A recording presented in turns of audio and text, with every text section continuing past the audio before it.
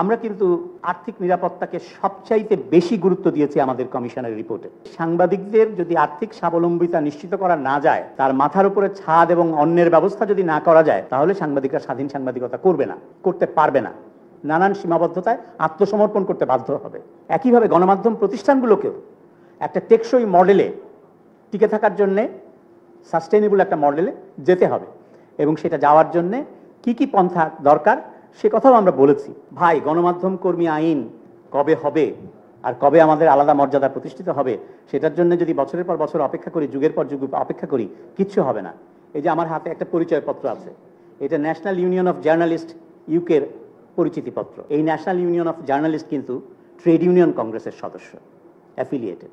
সাংবাদিকরা শ্রমিক হইলে তাদের ইজ্জত যায় না। সাংবাদিকরা শ্রমিক, সাংবাদিকরা শ্রম দিয়েই কাজ করছে। আপনি শ্রম আইনটা, এমপ্লয়মেন্ট আইনটা, বেতন ভাতার আইনটা কার্যকর করেন।